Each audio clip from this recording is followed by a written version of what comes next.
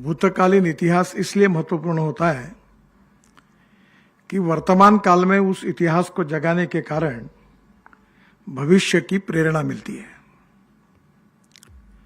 छत्रपति शिवाजी महाराज का इतिहास आज भी हमारे लिए प्रेरणा स्रोत के रूप में है। रामदास स्वामी जी ने छत्रपति शिवाजी महाराज का वर्णन किया था, यशवंत कीर्तिवंत वरदवंत सामर्थ्यवंत जाणता राजा, निश्चयाचा महामेरू बहुत जनासे आधारू, अखंड स्थितीचा निर्धारू श्रीमंत योगी। छत्रपति शिवाजी महाराज के बारे में मैं इतना ही कह सकता हूं कि शिवराय कविभूषण ने जो तो कहा, तो उसके ऊपर अभी याद जब की गई थी, हमारे आभास जी याद कर रहे थे, तो मराठी में बाळ कोल्हटकर करके एक बहुत बड़े लेखक थे। उन्होंने शिवराय कविभूषण ये नाटक लिखा है, और जो शिवराय कविभूषण में जो उन्होंने एक के पीछे एक छत्रपति शिवाजी महाराज के जीवन पर इतने सुंदर सुंदर काव्य किए थे कि वो नाटक कब 3 घंटे में समाप्त होता समझ में नहीं आता था। बहुत प्रतिभाशाली लेखन था। इसी साथ साथ सबसे महत्वपूर्ण बात यह है कि छत्रपति शिवाजी महाराज इतने ताकतवर और शक्तिमान थे कि उन्होंने उस समय मुगल सल्तनत के सामने एक बहुत बड़ा आह्वान खड़ा किया था। छत्रपति शिवाजी महाराज के बारे में ये इसलिए महत्वपूर्ण है कि बहुत बार मराठों का इतिहास, तो मराठा ये जात है, पर ये कोई मराठ जाति का इतिहास नहीं है। तो छत्रपति शिवाजी महाराज कहते थे हिंदू पथ पातशाही और हिंदवी स्वराज्य। और हिंदवी स्वराज्य का अर्थ ये होता था कि राष्ट्र के इतिहास, संस्कृति और विरासत से समर्पित भाव से एक राष्ट्र के पुनर्निर्माण का एक प्रेरणा देने वाला राज्य यानी हिंदवी स्वराज्य था। आज के प्रचलित भाषा में सेक्युलर, नॉन सेक्युलर, क्योंकि हमारा दुर्भाग्य रहा कि ये पूरे इतिहास में जब अंग्रेजों का शासन आया तो उन्होंने इस इतिहास को जानबूझकर तोड़ मरोड़ कर लिख कर रखा। ये अंग्रेजों की एक विशेषता थी कि आप जब यूके में प्रवास करोगे तो हर अंग्रेज इतिहासकार, लेखक, पत्रकार और कवि और नेता रोज डायरी लिखता था, और डायरी लिखने की आदत के कारण उन्होंने जो जो डायरियां लिखी वो उनका इतिहास हो गया। और हमारा दुर्भाग्य यह रहा है कि हमारे विश्व पराक्रम करने वाले राजाओं ने कभी डायरी नहीं लिखी, और इसलिए स्वाभाविक रूप से धीरे धीरे सच्चाई जो थी, सत्य जो था, उसमें विस्मृति में चला गया। 1680 तक छत्रपति शिवाजी महाराज ने जो संघर्ष किया है, वो संघर्ष किसी फैमिली को राज्य मिलना चाहिए इसके लिए नहीं था। वो संघर्ष था एक जीवन मूल्यों के लिए। वो संघर्ष था एक शाश्वत इतिहास, संस्कृति और विरासत के लिए। वो संघर्ष था राष्ट्र की अस्मिता के लिए। वो संघर्ष था राष्ट्र के पुनर्निर्माण के लिए। और इसलिए हमारी सबकी प्रेरणा जो है वो छत्रपति शिवाजी महाराज है। और आज तो हम ये मानते कि हमारे माता पिता ने हमको जन्म दिया, पर छत्रपति शिवाजी महाराज हमारे लिए सभी दृष्टि से आदर्श थे। अब बात यह आती है कि जो हिंदवी स्वराज्य की बात करते हैं, तो आज के प्रचलित भाषा में सेक्युलर और नॉन सेक्युलर की चर्चा बहुत होती है। सेक्युलर शब्द का इंग्लिश डिक्शनरी में मीनिंग धर्मनिरपेक्षता नहीं है। सेक्युलर शब्द का इंग्लिश डिक्शनरी में मीनिंग है सर्वधर्म समभाव। और इसलिए मराठों का इतिहास जो छत्रपति शिवाजी महाराज का था, उसमें मुस्लिम भी योद्धा थे। सभी जात, पंथ, धर्म, भाषा के मावले उनको कहते थे, वो सब थे। पर इतिहास में उसको एक मराठों का इतिहास से नाम पड़ा। आज की ब्राह्मण भाषा में बोलेंगे तो हिंदवी स्वराज्य, इसका जो राष्ट्रवादी विचारधाराओं का प्रतीक जो होता है, जो स्पिरिट आता है, वो हिंदू राष्ट्र के पास आता है। और सेक्युलरवाद जो होता है उसका अर्थ सर्वधर्म समभाव है। छत्रपति शिवाजी महाराज के जीवन में वो सेक्युलर शासक थे। उन्होंने कभी किसी के साथ अन्याय अत्याचार नहीं किया। उनके पूरे इतिहास में कोई मस्जिद तोड़ी है उन्होंने, ऐसा एक भी उदाहरण नहीं है। पर स्त्री को माते समान मानना यह उनका सिद्धांत था। कल्याण के सूबेदार की जो बहू थी वो बहुत सुंदर थी। जब उनके पास उसको अर्पित किया गया तो उन्होंने ये कहा कि मेरी माँ भी सुंदर होती तो मैं भी इतना सुंदर होता। ये कहकर उसका सत्कार किया, साड़ी और सब सत्कार करके उसको घर पहुंचा कर दिया। इन्हें भारतीय सभ्यता, संस्कृति और संस्कृति सभ्यता के अल्टीमेट प्रतीक, पूर्णांक के रूप में कोई थे तो छत्रपति शिवाजी महाराज थे। वो आदर्श पिता थे, आदर्श माता थे, आदर्श पुत्र थे, आदर्श शासक थे, आदर्श प्रशासक थे, आदर्श योद्धे थे। जितने जितने बाजू एब्सोल्यूट है, आदर्श है, उन सब के प्रतीक शिवाजी महाराज थे। और इसलिए भगवान के रूप में हम सब उनको मानते हैं। छत्रपति शिवाजी महाराज की जब 1680 में मृत्यु हुई तब औरंगजेब को यह लगा कि अब तो ये मराठे शाही का अंत हो गया। ये जो हिंदू राष्ट्रवाद था, हिंदवी स्वराज्य की संकल्पना थी, उसका एंड हो गया। क्योंकि उसके बाद 1689 में संभाजी ने 9 साल तक जो संघर्ष किया वो भी बेजोड़ है। बहुत बड़े योद्धा थे। मैं अभी कह रहा था उदय जी को कि वसंत कानिटकर ये जो प्रसिद्ध लेखक थे, उनके 2 नाटक थे।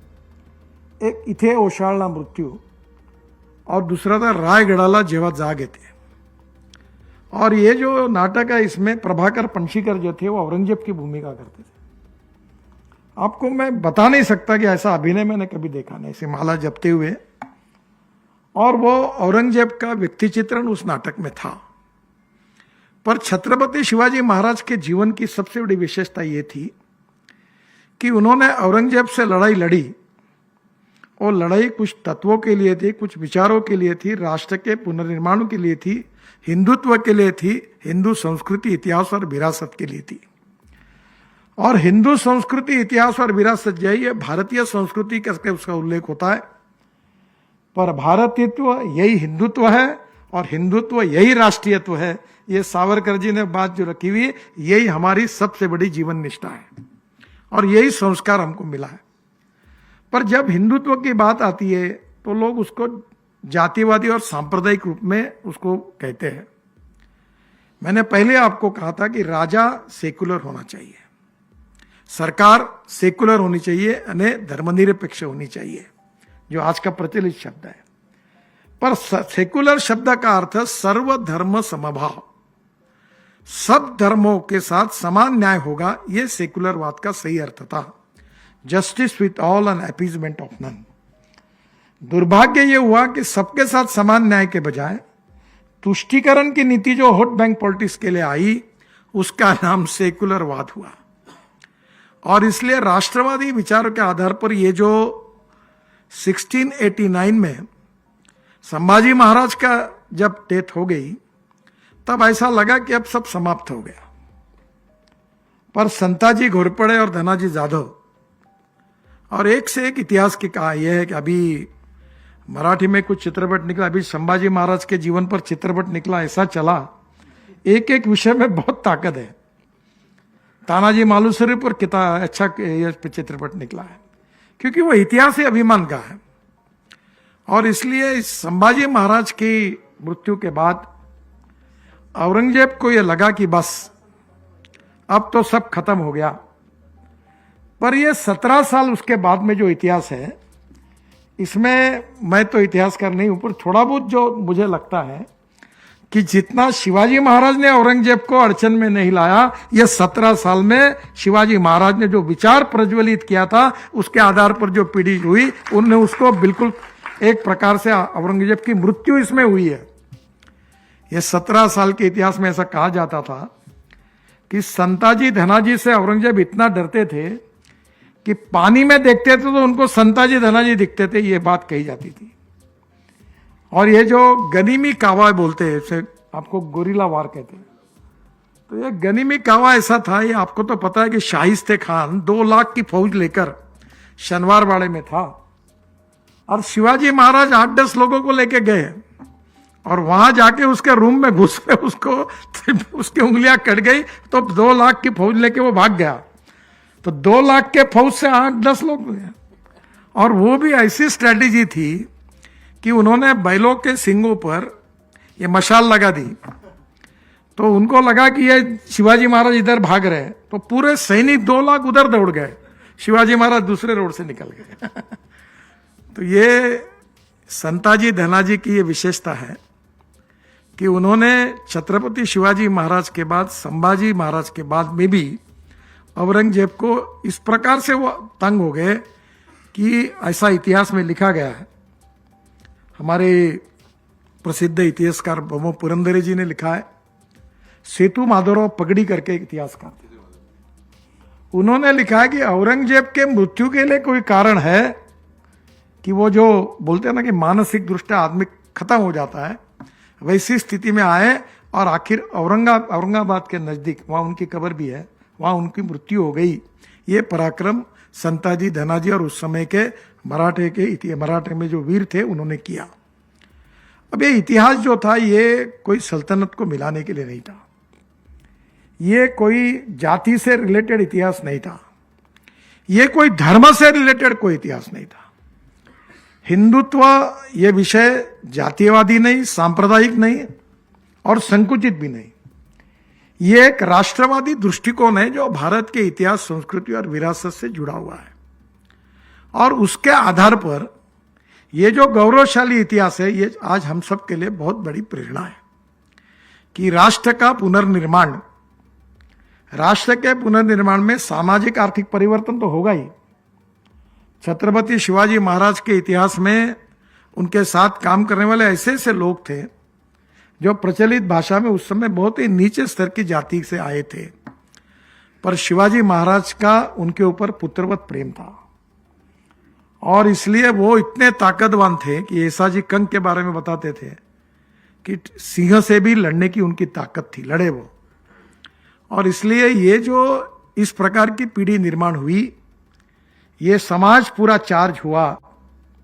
इसकी सबसे स्ट्रांग बैटरी कोई थी जिसका चार्जिंग अभी भी हमारे समाज में है, वो छत्रपति शिवाजी महाराज की सल्तनत है। दुर्भाग्य से कभी कभी मुझे समझ में नहीं आता कि जो अच्छे लोग होते, युग प्रवर्तक होते, उनका जल्दी मृत्यु होता। विवेकानंद जी बहुत जल्दी चले गए, शिवाजी महाराज बहुत जल्दी चले गए। अगर ये और कुछ दिनों तक रहते तो इतिहास अलग होता, पर फिर भी यह इतिहास राष्ट्र के पुनर्निर्माण के लिए आवश्यक है। जो भूतकालीन इतिहास है उससे बहुत सीखना है।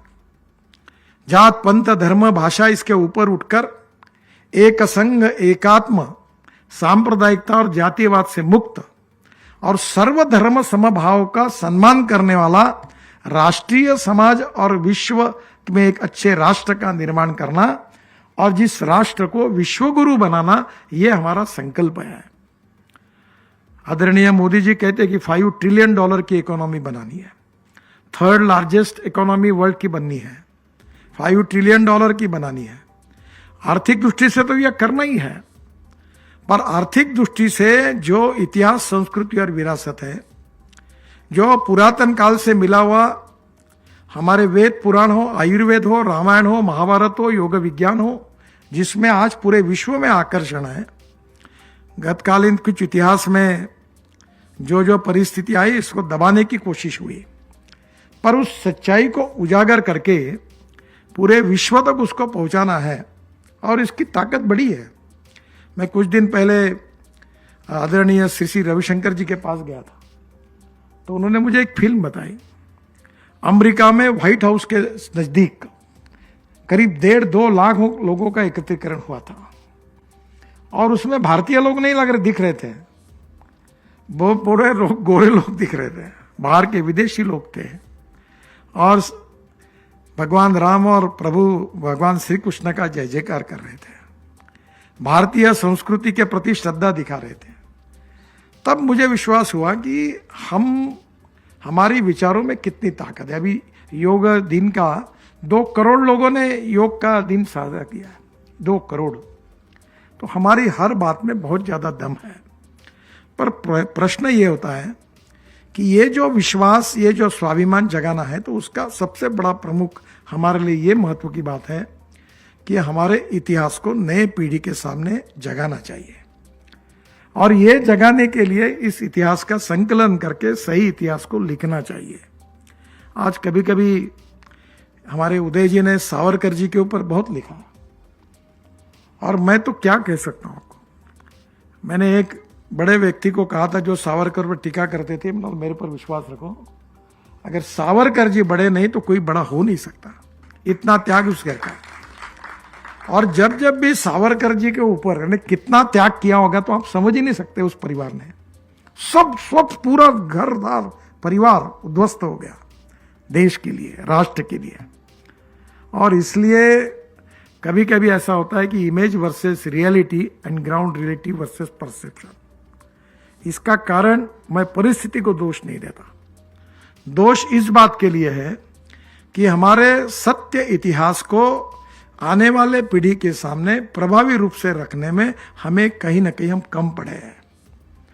और उस इतिहास का संकलन करके और फिर से एक बार हमारी सब प्रकार की जितनी मीडिया के माध्यम है, सोशल मीडिया है, दूरचित्रवाणी है, हमारी प्रिंट मीडिया है, हमारी किताबें हैं, इन सब के द्वारा हम इस इतिहास को नए पीढ़ी तक ले जाएंगे तो भविष्य का सुखी, समृद्ध, संपन्न, शक्तिशाली भारत का हम निर्माण कर सकेंगे।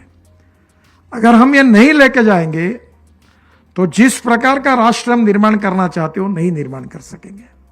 और इसलिए मैं विशेष रूप से आभास वर्मा जी को धन्यवाद दूंगा कि ये 1680 में शिवाजी महाराज की मृत्यु के बाद और 1689 संभाजी महाराज के मृत्यु के बाद, जब पूरे दुनिया को ऐसा लग रहा था कि ये शिवाजी महाराज ने जो एक संघर्ष शुरू किया है वो खत्म हुआ है, पर ये 17 साल में शिवाजी महाराज के सामने जितने ताकत से खड़ा नहीं हुआ उससे कई गुना ताकत से मुगल सल्तनत को उन्होंने इतना खोखला कर दिया कि जिसका परिणाम ये इतिहासकार ने लिखा है कि उस धक्के से औरंगजेब का मृत्यु हो गया औरंगाबाद में। और इसलिए मुझे ऐसा लगता है कि ये इतिहास, ये भविष्य के निर्माण के लिए बहुत आवश्यक है।